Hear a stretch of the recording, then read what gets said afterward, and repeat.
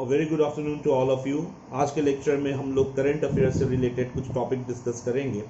तो सबसे पहले स्टार्ट करेंगे हम लोग सार्क से। सार्क जो कि south Asian association for regional cooperation जिसका फुल फॉर्म है, और सार्क एक रीजनल ग्रुपिंग है जिसकी स्थापना 8 दिसंबर 1985 को बांग्लादेश के ढाका में की गई थी। और ये जो सार्क है इससे आपके मेंबर कंट्रीज से रिलेटेड क्वेश्चंस आते हैं। जनरली यूपीएससी अगर आप लिख रहे हैं तो क्वेश्चंस आते हैं आपको कि ऑप्शंस दे दिए जाएंगे और पूछा जाएगा कि बताइए इनमें से कौन से कंट्री सार्क के मेंबर हैं या नहीं हैं। तो याद रखिए सार्क जो है वो 8 मेंबर कंट्री फोरम है। टोटल नंबर ऑफ कंट्री जो सार्क के मेंबर हैं वो 8 है। और कौन कौन से मेंबर कंट्रीज हैं सार्क के, तो याद रखिए इंडिया, नेपाल, भूटान, बांग्लादेश, मालदीव्स, श्रीलंका, अफगानिस्तान, पाकिस्तान। तो मैं एक बार फिर से रिपीट कर देता हूं, आप लिख सकते हैं कि सार्क के कौन कौन से मेंबर कंट्रीज हैं। तो पहला इंडिया, सेकंड नेपाल, थर्ड आपको Bhutan, fourth Bangladesh, fifth Maldives, sixth Sri Lanka, seventh Afghanistan, eighth Pakistan. अब ये क्वेश्चन आ सकता है कि बताइए इसमें से कौन से मेंबर कंट्रीज हैं या नहीं है। तो ये था सार्क के विषय में। सार्क का जो सेक्रेटेरिएट है वो आपका काठमांडू नेपाल में है। और सार्क में जो सबसे न्यू मेंबर जो कि ऐड हुए हैं सार्क में वो अफगानिस्तान है। तो अफगानिस्तान सार्क का फाउंडिंग मेंबर नहीं है। जो 7 कंट्रीज हैं अफगानिस्तान को छोड़ के वो फाउंडिंग मेंबर्स होंगे आपको। और इसमें फिर सार्क का जो समिट होता है वो बाई एनियली होता है। जो सार्क का सम्मेलन होता है वो बाई एनियली होता है। बाई एनियली कहने का मतलब हुआ कि 2 साल में एक बार सार्क का सम्मेलन बुलाया जाता है। तो ये भी क्वेश्चन आपसे यूपीएससी में अगर आप लिख रहे हैं तो कंसीडर द फॉलोइंग स्टेटमेंट्स के फॉर्मेट से पूछ दिया जाएगा और बताया लिखा जाएगा कि सार्क का जो सम्मेलन होता है वो वार्षिक एनुअली होता है। सही या गलत, तो ये गलत कथन होगा। सार्क का सम्मेलन जो होता है वो 2 साल में एक बार बुलाया जाता है और जिसको बाई एनुअल सेशन कहते हैं। तो SAARC summit is a biannual summit.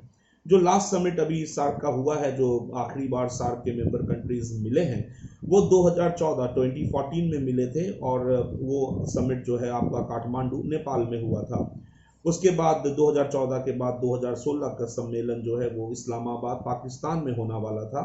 लेकिन बीच में उरी की वजह से इंडिया ने उस सम्मेलन को बॉयकॉट कर दिया और जिसकी वजह से एक लॉक जैम क्रिएट हो चुका है और अभी तक सार्क का समिट जो है वो नहीं हो पाया है। तो लास्ट समिट जो सार्क का हुआ है वो 2014 में हुआ है काठमांडू नेपाल में। तो ये था सार्क के विषय में कुछ रिलेटेड फैक्ट्स जो कि आपको प्रीलिम्स पॉइंट ऑफ व्यू से इंपॉर्टेंट है। मेंबर कंट्रीज जो मैंने आपको बताया 8 मेंबर कंट्रीज, प्राय क्वेश्चन यहाँ से आपको आता है।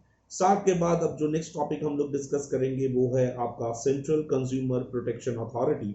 और सेंट्रल कंज्यूमर प्रोटेक्शन अथॉरिटी को हाल ही के दिनों में बनाया गया है under the provisions of consumer protection act 2019।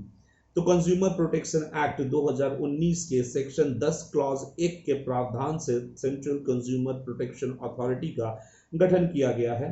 और ये सेंट्रल कंज्यूमर प्रोटेक्शन अथॉरिटी को पावर्स हैं कि ये अथॉरिटी फाइन कर सकती है और इन्वेस्टिगेट भी कर सकती है regarding any unfair trade practices और कंप्लेंट्स रिलेटेड टू सब स्टैंडर्ड प्रोडक्ट्स। कहने का मतलब कि ये central consumer protection authority consumer के इंटरेस्ट को प्रोटेक्ट करने के लिए, उपभोक्ताओं के इंटरेस्ट को प्रोटेक्ट करने के लिए बनाई गई है। और ये मिनिस्ट्री ऑफ कंज्यूमर अफेयर्स के अंतर्गत आती है। और ये सेंट्रल कंज्यूमर प्रोटेक्शन अथॉरिटी को पावर है कि ये इन्वेस्टिगेट भी कर सकती है। तो ये बहुत इंपॉर्टेंट पॉइंट है, ये याद रखिए। हो सकता है क्वेश्चन आपको पूछ दिया जाए और यूपीएससी में यह प्रायः क्वेश्चन पूछा जाता है कि बताइए क्या सेंट्रल कंज्यूमर प्रोटेक्शन अथॉरिटी को इन्वेस्टिगेट करने की भी पावर्स है। आपके आंसर होंगे हाँ, ये अथॉरिटी इन्वेस्टिगेट भी कर सकती है सुओ मोटो। अगर इसे कोई कंप्लेन भी नहीं किया है और कोई रिपोर्ट्स इसके पास पहुंची है, बिना किसी कंप्लेन के भी इस अथॉरिटी को पावर है कि वो उस कंप्लेन को इन्वेस्टिगेट कर सकती है। तो इन्वेस्टिगेटिंग पावर्स जो हैं इस अथॉरिटी को दी गई है। साथ ही साथ ये अथॉरिटी फाइन पेनाल्टी भी कर सकती है और इसके फाइन्स जो हैं 1 लाख से लेकर 10 लाख और अबव तक वैरी करेंगे। तो इसमें पनिशमेंट्स के भी ग्रेड हैं। अगर फर्स्ट टाइम ऑफेंडर है कोई कंपनी, कोई फर्म जिसके प्रोडक्ट और सर्विसेज की वजह से मान लीजिए किसी कंज्यूमर को क्षति पहुंची है, तो लेकिन उसकी जान नहीं गई है, तो उस केस में जो प्रावधान है वो 1 लाख रुपए का फाइन का है और या फिर 3 महीने जुर्माने का है। और मान लीजिए जो जिसका मैक्सिमम सेंटेंस ये जो है कि अगर किसी कंपनी के गुड्स और सर्विसेज की वजह से किसी व्यक्ति की जान गई है, उस संदर्भ में इस अथॉरिटी को पावर है कि ये अथॉरिटी 10 लाख से ज़्यादा का फाइन भी कर सकती है, और साथ ही साथ लाइफ इम्प्रिजनमेंट तक का भी प्रावधान जो है ये अथॉरिटी डिक्लेयर कर सकती है। तो ये याद रखिएगा। तो ये था आपका सेंट्रल कंज्यूमर प्रोटेक्शन अथॉरिटी के पावर्स के विषय में। अब देख लेते हैं कि कंपोजिशन क्या है। तो ये अथॉरिटी जो है इसमें 3 कमिश्नर होते हैं। तो ये 3 सदस्यीय ये अथॉरिटी है। एक चीफ कमिश्नर होते हैं, 2 अदर कमिश्नर्स होंगे, और ये जो कंपनी, ये जो अथॉरिटी है, ये बनाई गई है कि कंज्यूमर को फ्रॉडलेंट प्रैक्टिसेस से बचाया जा सके। इसमें मिसलीडिंग एडवर्टीजमेंट्स भी आ जाते हैं। तो आप देखते हैं कि बहुत सारी कंपनी जो है वो मिसलीडिंग एडवर्टीजमेंट, गलत एडवर्टीजमेंट देती है, गुमराह करती है कंज्यूमर्स को। तो ऐसे चीज़ों को रोकने के लिए, साथ ही साथ बहुत बार आप देखते हैं कि कंपनी जो है वो सब स्टैंडर्ड प्रोडक्ट देती है, और इसमें गुड्स और सर्विसेज दोनों आ जाएंगे। तो जो सर्विसेज सेक्टर है ये भी इस अथॉरिटी के एम्बिट में आते हैं।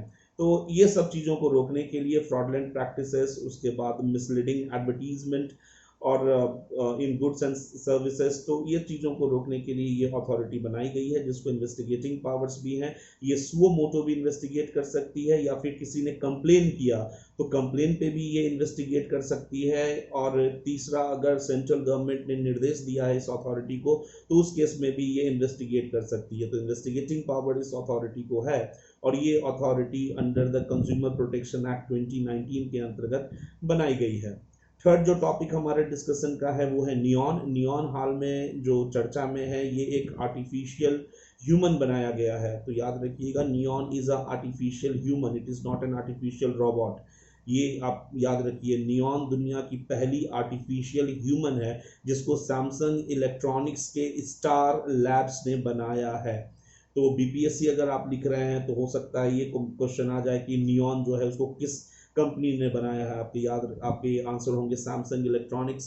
और नियॉन क्या है? तो नियॉन एक आर्टिफिशियल ह्यूमन है। ऑप्शन में अगर रोबोट रहेगा तो रोबोट नहीं होगा, it is an artificial human.